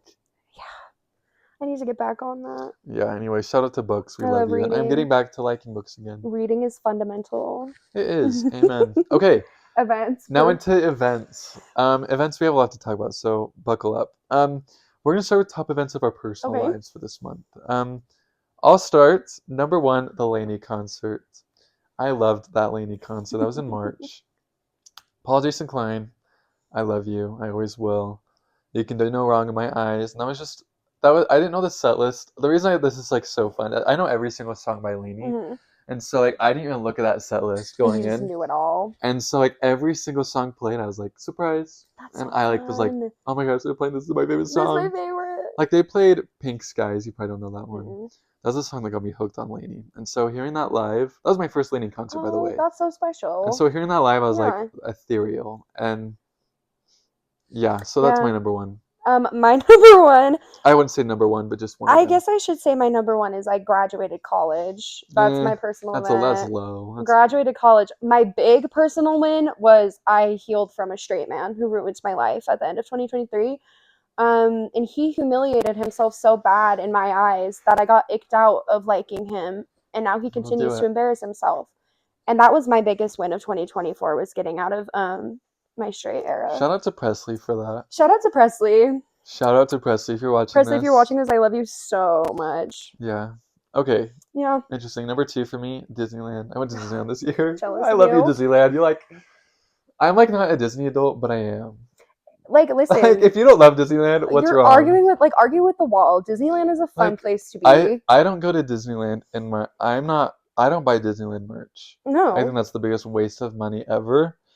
And so, no frickin' way I'm wearing any Disneyland merch. No, like, I'm not one of those Disney adults, but boy, I'll spend any amount of money to go to Disneyland. Same. And eat all the snacks. They're such good snacks. Yeah, like my family, we run to every ride. We are there for the rides. We rope drop till close. And we book it. I'm there for rides and food. Yeah, shout out to Disneyland. That was such a fun time. I miss Disneyland. I didn't go anywhere. 2024 this is why it's so boring. I didn't really do anything in 2024. I did crack my windshield, however. Is that on the list? That's on the my God. Car windshield. She just got it fixed. I just got it fixed a week ago. Car windshields are less strong than you think they are. Don't hit them with the palm of your hand. Say there's a mosquito in your car on the windshield, and if you hit it with the palm of your hands like that, your windshield will probably break. Just a guess, though, not speaking from experience. Oh, interesting. Write that down, y'all. Yeah, write that down. Don't kill mosquitoes in your car on your windshield, or you'll have a very cracked windshield. Oh, yikes. Don't show my insurance company this. True. Yeah. Okay. Your events are like so fun. Mine are so boring. Mine are like fine. My next one is Sing Dune 1. That changed me. I was depressed until I watched Dune 1. No, but like I had a rough start to the year. You did. And all of a sudden I watched Dune 1 and I was like fine. Like I was like I saw Dune 1 and the next day I saw Dune 2 opening night. And so like Sing Dune 1, that was like literally I am jealous that you really got to do that though. Like you got to see part 1 for the first time. That'd be hard to wait. Yeah, imagine how I felt. Yeah. Yeah. But Sing Dune 1, that was a top event just because that made my year so much better. Yeah. So shout out to Dune 1. I know. All of mine are really like so boring compared to yours. I got a job for the first time, full grown adult job that gives me salary and benefits. And I'd been unemployed since 401k April. Ts. So that was my big personal event, was being able to get paid again so I can buy more stuff that I don't need. That's good. Next one for me is Sing Post Malone. That was the weirdest concert I've ever been to. The whole crowd sucked. Y'all were terrible, so don't not shout out to y'all. But just shout out to, it was just cool to see him live because I've loved Post Malone for so long, and so it was just like good. He's a fun performer too. He was a fun and so like I have like been a fan for a long time, so it was good to finally see him like in person, hear him live. He sounds great live, I'll tell you that. He does sound really good live. And so I remember I was impressed by that, and so that was one of them. Okay. All right. My last one is I saw Wallows in concert, and I'm not a big Wallows fan. That's interesting. This made this. But the reason why it made it is because imagine. 13 Reasons Why it is. Yeah, that's exactly why I love 13 Reasons. No, what? So they had 2 stages. They had the main stage, and then there was like this little stage. We were like really close to this little stage. I was like making intense eye contact with Dylan Minnette. Like he was like right there in front of my face, and they all were, and that's the closest I've ever been to anyone at a concert, so that's why it made my top. events, and they were really good. They were really fun. Yeah. Interesting. Okay. Yeah. I have two last ones. Let's hear it. Next one, starting this podcast. Oh, yes. I look forward to this every time. Like, yeah, I sucked at like making episodes during this fall, and I'm probably gonna suck this spring because school starts on Monday. Baby. But I like looked forward to this. Good. Like, this has been such a fun outlet. I love when I get to be on the podcast. I know. Like, and like there's like people like, oh, I loved watching your podcast. Thank you. I know. They especially love the ones with me. I know you guys do. And so starting this podcast has been a fun event, and like it's been a good outlet to like just get my thoughts out there because I just love to talk about these things. And yes. No, and like a lot of the time people just don't want to listen to me. Y'all got it. The people that are watching, know. You want to listen. You know. So, my last one, Ohio State losing to Michigan. You should have known this was going to be your event. Y'all, I was in tears. My family. Is that was when the fight broke out, right? Yep. They fought. Yeah, after. Michigan tried to plant a flag on their which we've done it every time we beat them. Yeah, so I don't know. And then they Did you see the post? This is the straightest thing I'm about to ever say. Did you see the post-game interview with one of the Michigan players? And he was like, what I have to say to the Ohio team is get better at losing. I know. And me and my dad were like, perfect. No, literally, it was Khalil Mullings. He said, like, they're like, what were your thoughts on, like, the flag planting? They're like, well, you had 60 minutes to beat us, and you didn't, so why try and fight us now? Exactly what he said. Yeah, you had this whole game to Ohio get all State, your anger out. Hate you. I have such a hate for Ohio State. I don't know anything about football, but after I watched the last 15 minutes of that game, I hate you, Ohio State. Like, literally, no one likes Ohio State except for Ohio State players. I can see why. Fans. Ohio State, they're so classless. They're a bunch of crappy people. I feel bad for people that have to live there and just... I hate you, Ohio State. But Ohio. That was, like, if... Go watch the last podcast when I talked about this for like 10 minutes. Anyway... Top events for personal life. Ohio State beating Michigan. That's a really good one for you. Top one. That's a good one. Transitioning into top pop this culture is why moments. I've been so excited for this one because I have such stupid things written on here. This is taking place of like our favorite meme and video of the month because that's hard to do for a year. And so this is just like favorite like pop culture things. Let's hear them. We got some good ones. We'll go every other. Okay. Number 5 for me, the P. Diddy. How did I not even... I think I have erased. I see P. Diddy things and I'm like, enough. Because I have to tell my students every day, if I hear one more of you talk about P. Diddy, I'm going to lose it. The list that have come out of celebrities is like 90 pages long. Yeah. Are you kidding? Y'all are some sickos. This is the funniest thing ever. The baby oil. This is so funny. This is a top. And this is like going to continue to 2025, which is even better. This will continue for a while. This is going, and like P. Diddy, bye. You're done. Jay-Z, where were you? That's what and Beyonce. Just hear performing like on Christmas in the halftime show, and it was terrible. Literally turned it off. Play a song we know. Where was Single Ladies? I'm like, come on, girl, play the hits. Anyway, so my this is like I shouldn't laugh before I say this. People are gonna think I'm a horrible, horrible person. Liam Payne's very tragic and sad death. That made my top events because this is why it made my top events, and this is why I think it's funny. So many people found out he died via my Snapchat story. Like, that's why it's funny, because I posted on my Snapchat story, and I said, like, I know he was our least favorite member of One Direction.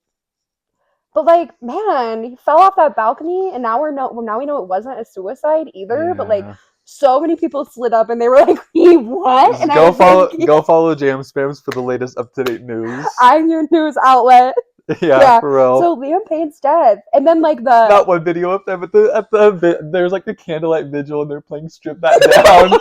It's so good. And it's like some people like, oh man, it's funny when we strip that down. And it's like we like emotionally singing. I know. And I'm like, it seems that this was his one hit about stripping that down.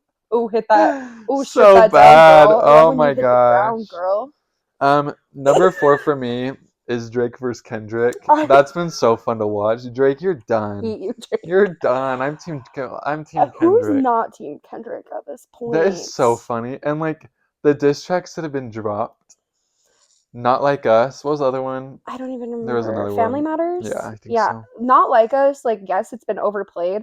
Like, some of the bars in that song, Certified Lover Boy, Certified Pedophile is the funniest thing I've ever heard. Like, he devoured. So good. Take Drake down. I hate that Canadian. Yeah. Any diss on Drake, we're here for. I'll eat it up.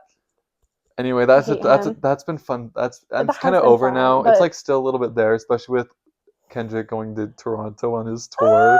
You're like, are you kidding? It's so funny. I love him. It's been fun to watch. It's been a good one. He's such a hater, just like me, for real. Okay, my fourth one, I'm trying to decide which one I should make my fourth one. Okay, so my fourth one is going to go to the Timothée Chalamet lookalike contest. Only that one, because now I'm sick of it. Because now y'all are not creative. The Luigi Mangione one was good. Was funny. Because anything with Luigi is funny. Timothy showed up to his own dress-up contest. No one's doing it like him. He has proven once again this year that he is America's favorite white boy. Because he is so funny and he is so likable, and like that was one of the big reasons why I wanted to go to that so bad. I know. I remember texting Jamie like right after and was like, we knew he was gonna show up. I know. I was like, I should have bought. I should have used all my stipend money. There was no way he wouldn't. No, because that's the most him thing to do. He's so funny. I just love those look-like contests. Oh, I'm sick of them. Put them to rest. Except for that one was good, and that Luigi was good. Yeah. Yeah. Okay. Cool. My number 3. This was a while ago. The Florida man jumping at the judge. That was in 2024? Yeah. No way. That was early. And it's like he hated his sentence, so he jumps up at the judge on the stand. That was so funny. I laughed at that one for a while. Like, I know. I really had to scratch my brain for that one. But also, I'll insert the video. Please.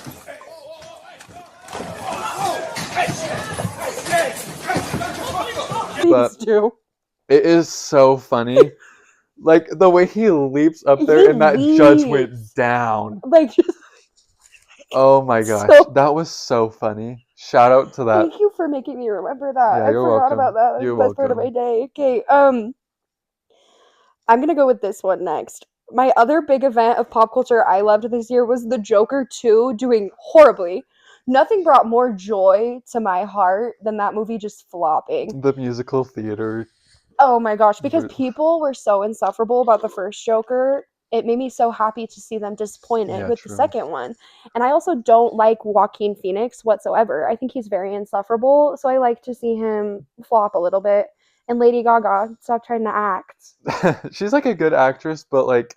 It's just always like, I'm always like, that's Lady Gaga, though. I'm looking at Lady Gaga up there. I'm like, that's not Stephanie. That's Lady Gaga. That is Lady Gaga. Sorry, girl. She's singing Poker Face. But I just thought that was so funny. Because, like, why did they try to make it a musical? And they acted like it was going to be the movie of the year. And then Something Ridiculous made, like, a lot more money than it did. And it was super funny. It's been funny to watch. There's been a lot of movies like this where people just didn't know they were musicals. Like Mean Girls, Joker. And so that's been funny to watch too. Is everyone going in and it's like a musical and like, oh. I know, it's the same with Wonka. A lot of people didn't know Wonka was going to be a musical. But yeah, so I haven't seen either of the Joker films. I just love to hate on them. So that was one of my personal favorite. I'm not planning on watching any of them. No. That was one of my favorite pop culture moments, was seeing that movie flop. Oh, it was Beetlejuice did better than that movie. That was it, yep. That did well. Yeah. Okay, number 2. This is a good one. Holding Space with the lyrics to Define Gravity. I'm so glad that you brought this one up. The Wicked press tour, so freaking good. The things that has brought, and I'm just saying the Holding Space with Define Gravity because I think that was just the peak of it. That's what was just so. I'm in queer media, so like what? Did you see the video of and them then they talking talk about it after? That was even better. And Ariana, I had no idea what was going on. We had no idea what she was talking. We were just trying to go with it. And then she said she was in queer media, and I love Cynthia in this part. She said she was in queer media, and then I thought, well, am I in queer media? Yeah, you are, girl. You are. Yeah, you are. That interviewer. Yeah. Girl, you're famous. And then Timothy Chalamet and Elle Fanning did the same thing. She interviewed. Oh my gosh. So good. The Wicked press tour needs to be studied. This was perfect. No film should ever have that much of a press tour. I'll have you know that. Why did it go on for so long? I feel like it was ages. I feel like I was like living. We aged a lot during that time. In Ariana and Cynthia's life. I was like, I don't want to know this much about you guys. I almost deleted social media because it was so Seriously. bad. But that was good. I have one of mine is Wicked related. So really? I'll segue into my second one. This was going to be my first because I thought it was so funny, but this is just perfect. When that Republican woman was like, Wicked is racist because they cast Ariana Grande. Oh my gosh. Hispanic to play a white character. This is probably 3 weeks ago. Every time I see that post, I lose it because the top, like the reply on Twitter is always, "She's Italian?" She's Italian. Oh my gosh. Yes, racism against white people. Well, I guess with that, the wicked fan art poster instead of flipping out over it. And then literally the day later, she's like, I think I overreacted. I'm like, girl, this isn't Jam Spams. This is your public Instagram and you're famous. That was so, like, girl, it was just a fan art. It was just fan art. It wasn't about you being black. No, it was literally just fan art. Look at the Broadway poster. That was good. But yes, shout out to Wicked for what you brought. Shout out to Wicked for the content you brought me. I guess Ariana Grande is Hispanic. Yeah, she's Hispanic now. Nope. Well, she's had a lot of races. Yeah, maybe she's back to Hispanic. I like Black Iana. Black Iana. She wants to come out so bad. My number one, which this is so number one that like nothing even comes close. The Wonka experience. The Glasgow Wonka experience.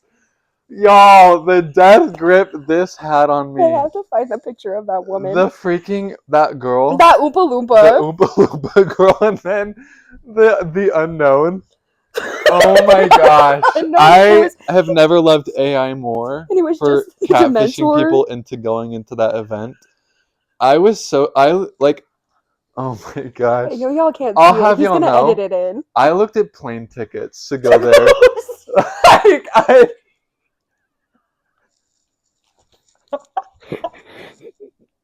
It's fine. You'll be in Glasgow. I'll be in New York. I'll meet Timothy. You'll meet what is it? The unknown.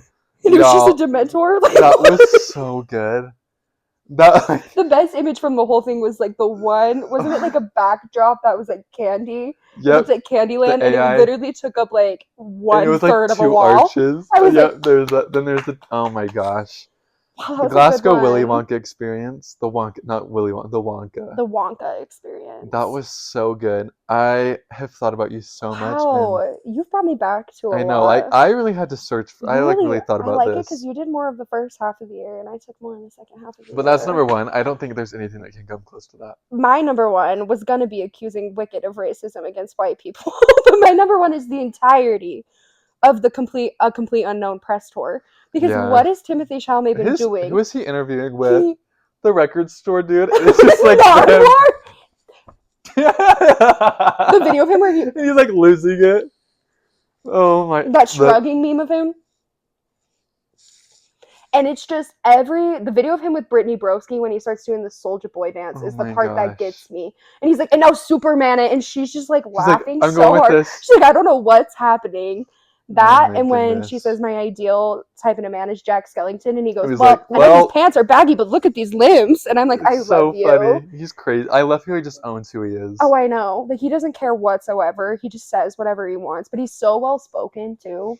Yeah, shout out to that too. That press tour. Shout out to 2024 for some good press tours, apparently. Some good press tours, for real. Well, please never do Wicked good. Wicked. It's not a good press. Wicked was not good. It was an entertaining press tour. Yeah. Anyway, those are them. Do you have any others? Is that all? No, that's all. Okay. Well, conclusion of this year. Kind of a banger. It was like I said before, not much happened, but like the things that did happen unexpected. Yeah. I said 2024 was such an average and boring year compared to 23, which was a good thing. Because my end of 2023 was awful. And then 2024 was just like really calm, which is what I needed. Yeah. So I was just chilling. I agree. So thank you 2024 for what the things you've given us. Mm-hmm. Looking into 2025, it is January 4th today. We're going to talk about some upcoming things we're excited for. Starting with movies. I have 8 movies I'm looking forward to, which is crazy to say because there's not really any. I probably know what your number one is. Yeah, you probably do. You can say it. Mickey 17. That's one number because one. Because it looks so good. Did we see the trailer together? I'm not watching any of the trailers. Okay, I saw the trailer for it the other day, and it just looks like it's a role that I feel like we've never seen Robert Pattinson in. And every time Robert Pattinson is in a role we haven't seen him in, he does amazing. True. No one's better at playing a weird little freak than he is, and I think that's exactly what this movie is again. So I am sad. First one there, last one to leave. Yeah, I'd agree. Mm-hmm. Okay, well, I guess it's just my turn. It's just you now, yeah. Here's your 7 movies. Next one's Superman. This comes out in the summer. They're resetting the whole DC universe. and they're gonna do what Marvel did like a long time ago with like Iron Man and Captain America. They're gonna build up a whole new thing, and so I'm curious to see how that's gonna go. So yeah, because they've been. These aren't movies I'm like necessarily like super excited for. I'm just want to see what curious to happens. see. I'm Yeah. curious.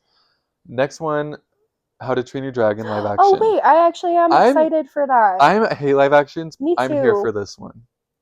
Me too, because the casting's really good. Casting is good, and plus I think this is gonna be well done live. Same. I really love how they let Gerard Butler play the dad in the live action and do the voice acting role. I was like, I really like that. Yeah. It is kind of weird though, because Toothless just looks exactly the same. I know, it looks the same. I'm like, what was the point? But I'm excited. I'm really cool, and I think they're gonna do some cool things with the score because the score is so good. I'm really curious. I'm excited for that score, baby. That's gonna be good. Next one that I'm curious about, Thunderbolts.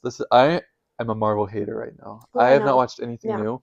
Thunderbolts is gonna be something a little new that Marvel, and it's like a band of villains, like. And so I'm curious to see how that one is. Yeah. Next one, this is one I'm actually really excited for. The next Avatar movie. Oh, is that this year? That comes out this year. Is it the fire one or the earth one? I love Avatar. I don't know your thoughts about Avatar. I don't know if I want to ask. I'm a big fat Avatar hater. Really? She's a hater. I'm a hater. I like Avatar. I'm excited. Actually, I have very mixed thoughts about Avatar, I should say. Yeah. First off, no movie ever needs to be that long. True. They are long. Second, the plot in all those movies are really, really, really bad. They're all kind of the same, and I feel like they're making all these the same plot. Like this is with a different group of people. But the visuals, however, and that's what everyone sees them for. Standard-wise, it's really well you done. See that movie to see the visuals, so I will be excited. It's a cool world. It's kind of like Dune in a way. The visuals. It's like Dune in a way. The world is really interesting. I just need them to do something different with the plot. And there won't be anything there different. Won't be. Which, no one has that expectation for it to be different, though. No one's going to no one goes for the plot. The next one I'm excited for, they're making a new Tron movie. Isn't Cameron Monaghan going to be in it? I think so. That's literally my husband. Have you watched Tron Legacy? No, I haven't seen any of the Tron movies, no. I'm curious what you think of it. I like the concept of Tron. I didn't love the first Tron movie. Well, like, I watched the original one, which is Bars, actually. The one that came out like 2013 or something. Why is Jared Leto in the new one? I'm curious how it'll be. I think it'll be interesting. Okay. But yeah, next one that I'm curious for, the Minecraft movie. I'll have y'all know I'll be there opening night. I hate to say it, but I will be there opening night. I need to know your thoughts on it. I need to see it because I just need to. I have to say something. As not a gamer, I really have found myself enjoying video game movies. Like the Mario movie, Lego movie eats. The Mario movie, that's for children. Such a good movie though. Don't care. Loved the Mario movie. Have you seen the Five Nights at Freddy's movie? Not watching. Listen. That's also coming out in 2025. It's so bad. It's so bad, but I was really into it when I was watching it. Josh Hutcherson kind of ate in that role. Oh man, poor but guy. It's a really bad movie. Okay. Anyway, Minecraft movie. I'm not looking forward to it, but let's just say I'll be there opening night. And I need to see it. I can't not, No, I need your opinion. Anyway, on it. Last one that I'm curious about, which there isn't much said about this. Hurry Up Tomorrow by The Weeknd. He's releasing an album in January, and they're making a companion movie to it. Oh. It comes out in May. Jenna Ortega's already been casted in it. Interesting. I don't know. I have no expectation. I would assume not. I hope not. But I really like the Weeknd albums because I've said this ever since I'm like, these feel like a movie. They do. They're very cinematic. Like, they're very cinematic. There is such a concept to them. And so I'm curious. I have no expectations because I'm how do you make a movie based off of an album? But if you were to pick an artist to do this for, it's The Weeknd. It's true. And so I'm curious. I didn't even know this was a thing. I will be very curious for it. I will be, of course, watching it, but apparently it's like a psychological thriller. Oh. Which, very Weeknd-ish. That's true. And so I'll be watching. I think it's supposed to come out in May, but there's been nothing. Well, there's been very little said about it. Wait for your thoughts on that. Yeah, and I'll be so interested. That's all that I'm really looking forward to. Yeah.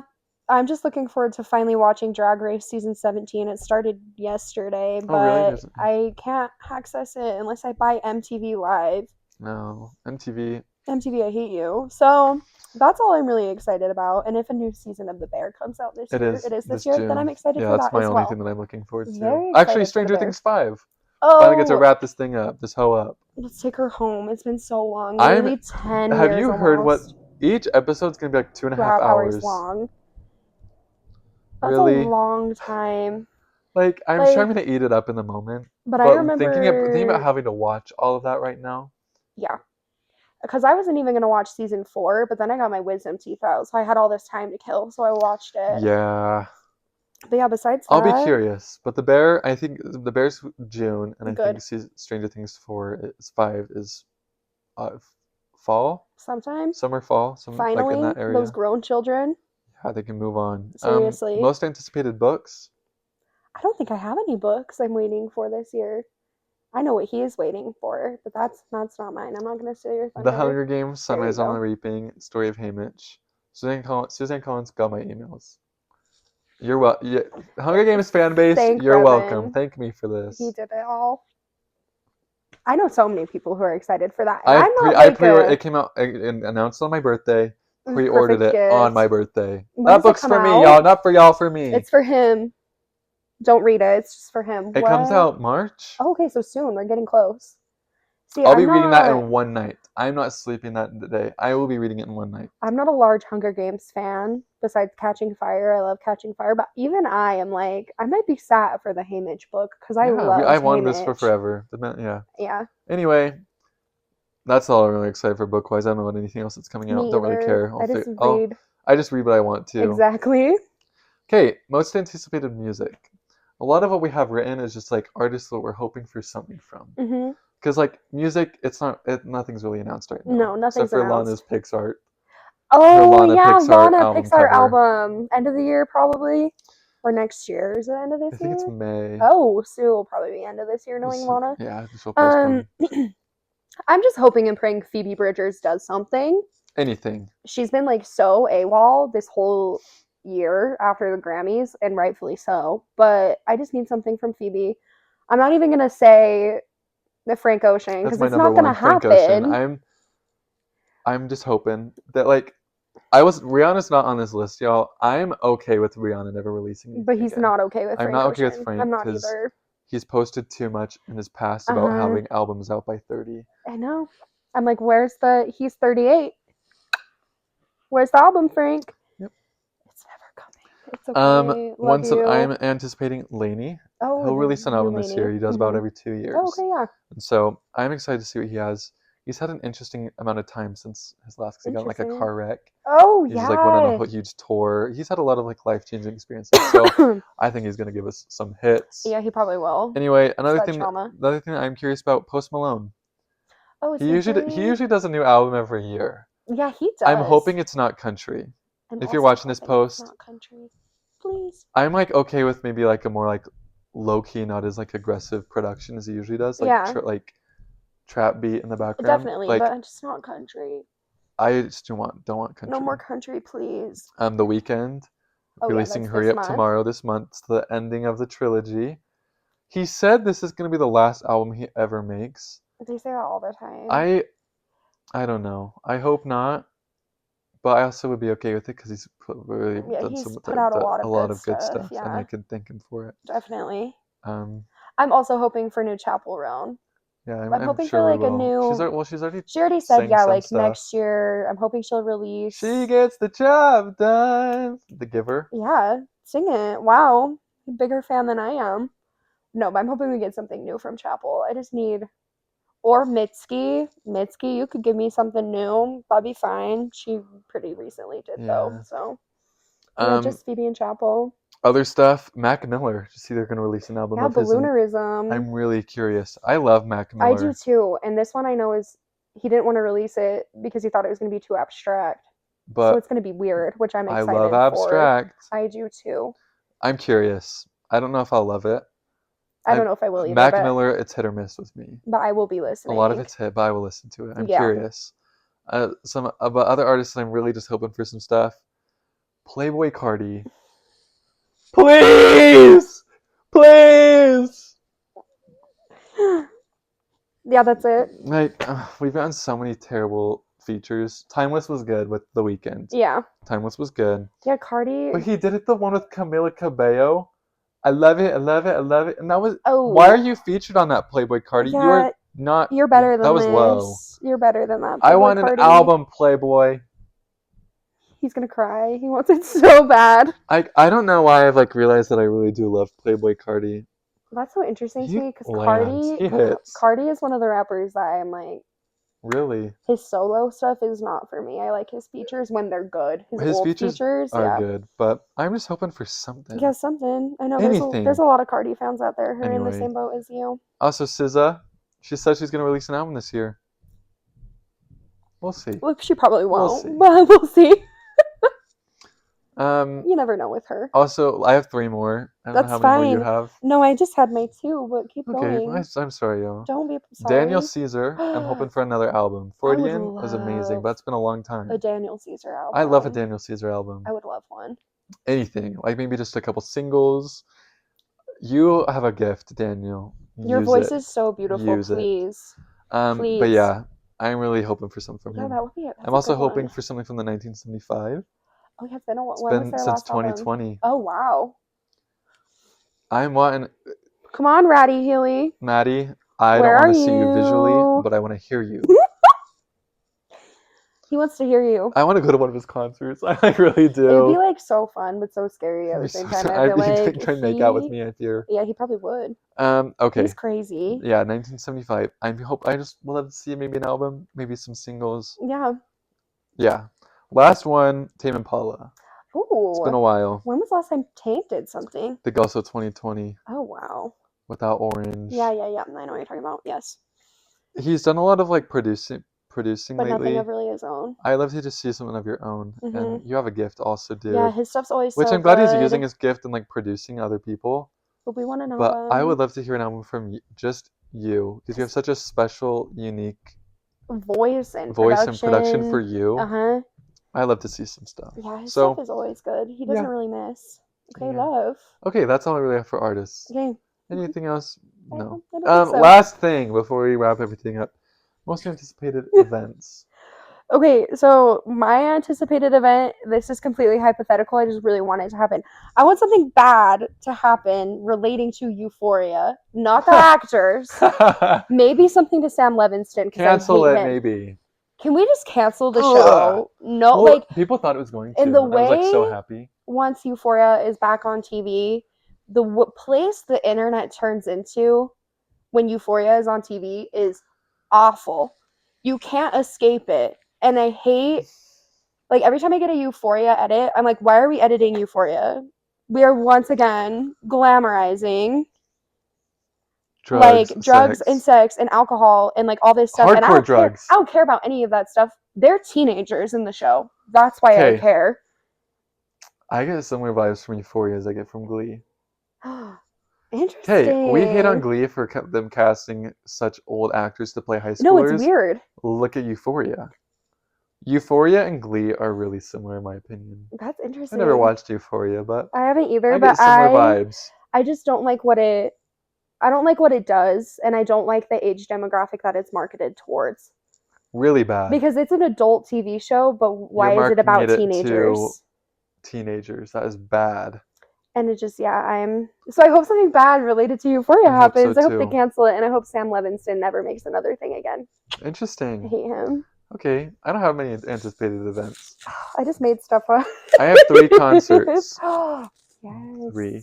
Number 1, Tyler the Creator. We're going we'll together. Be attending, so wearing excited. these shoes. Yes, I have them in pink. Getting to see this individual live will be crazy. It's insane. I've seen him before. We're like almost front row to the second stage too.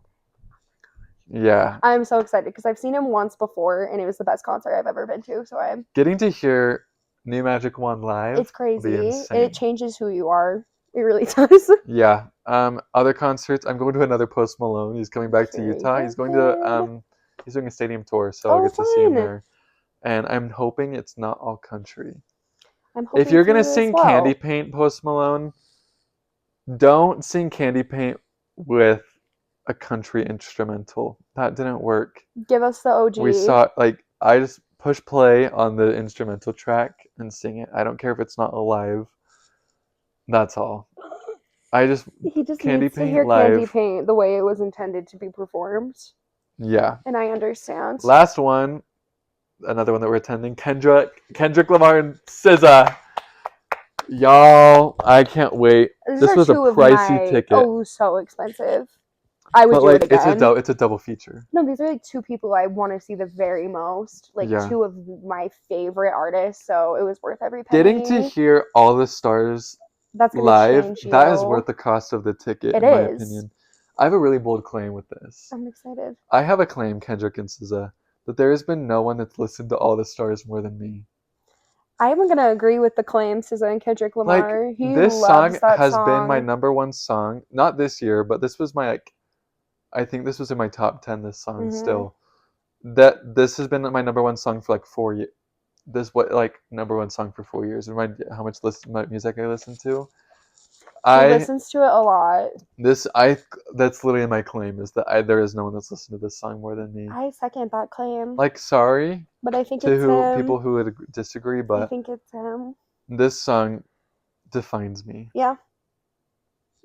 Anyway, see you soon, Kendrick. Exactly. And SZA. We're so excited to see you. So my next one, I don't know if she already has an album, but if she doesn't, I think Trisha is gonna give us Trisha Paytas. She would. She's gonna give us an album this year. If she doesn't already have one, which I'm gonna go look right now. I want her to come on tour to Salt Lake City. Please, Trisha Paytas. Like, she's been having such a year. Why was she on SNL? Like, if she was ever gonna have an album, she only has singles. So I love you, Jesus. Trisha Paytas. Where's the album? Jesus. Where's the album? Oh, Pink Christmas 2024. She did do a Christmas Okay, we want the album. I want an album, and I want it to be every genre on the album. Like, each song's a different genre. She would deliver. She would. Trisha, if you see this, you gotta go on tour. Please. You gotta come to Salt Lake. We will be front row. Front row. I'll be cheering so loud for you, Trish. Please come to Utah. Yeah. Do you have any more? No. Okay, this is my actual, besides our two concerts that we're going to, I'm also seeing Remy Wolf, which I'm very excited for. But my 10-year anniversary of being friends with Presley, our good friend, is this year. Shout out Presley. So that was one of my events, is I'm very excited for us to finally have been friends since we were in the 7th grade, which is really wild. But yeah, that's my last event. My 10-year friend-iversary with Presley. Exciting. I know. Well, 2025... I don't have much expectations for it because I'm so excited for 2026 because of movies. They're coming out. I'm just trying to get through 2025. Yeah. But honestly, there's some interesting things that are going to be happening, you know? Yeah. I'm excited to see what will happen. I'm always excited to see what stupid thing Kim Kardashian will do. Pete Davidson. Yeah, he's been like quiet lately. He's been a little too quiet. Yeah. Kanye West will always do so. He has an album announcement. Good. Not a date set, but I'll always listen to a new Kanye album. Always listen. See what it's about, but yeah. But yeah, we have some exciting stuff coming up. It's gonna be a good year. If I disappear for the next few months from the Opinionated podcast, I'm sorry. It's college. I get busy, and this is just. I really look forward to making these episodes, but I just need to give more time to it. I'm sorry. So if I disappear for the next little while, I apologize, but I hope you can understand, because, yeah. He's in college. But, y'all, thank you so much for watching. Thanks for a good year with 2024 of listening and streaming and watching these episodes. These are so stupid, but they're so fun. So much fun. Go watch Nosferatu if you haven't. Yeah, really. Stream Big Ideas by Remy Wolf. At the end of every podcast episode I've interviewed, stream Also, a New Year's resolution for me is to start using Letterboxd more. So I'll drop the link. You please drop the link to go and save today. I've already updated a little bit this year. Do you have the top 4 on there yet? No, your top 4? I'm gonna wait. Okay. I'm gonna wait. I want to get more established on there. I don't know if I'll ever do a top 4, honestly. I need to get more established on Letterboxd. Well, I've only really reviewed like 3 movies. Oh, okay. So like. I usually do. I actually usually will write a review. If it was either really bad or really good, I'll write a review. If it was in the middle, I don't write one. So stay up to date on my Letterboxd. That'll be, especially if I don't make an episode here soon. That'll be the best way to stay up to date. That will be your content in the meantime. But opinionators, thank you for watching. We've been here an hour and 50 minutes talking. Yeah. And we could probably go another hour and 50. Oh, definitely. Definitely. Yeah, we had to cut ourselves short on some thoughts. But opinionators, I love y'all. Happy 2025. I hope that you prosper, succeed, press forward. Wow. And stay true to who you are. If you ever need anything, please let me know. All of you subscribers, I think, have my phone number or some sort of access to my DMs. There you go. You probably know me too, but if you haven't talked to me in 2 years, don't contact me. I don't want to hear from you. Love you. True. But opinionators, we love you. We will see you later. Happy 2025. Opinionated out.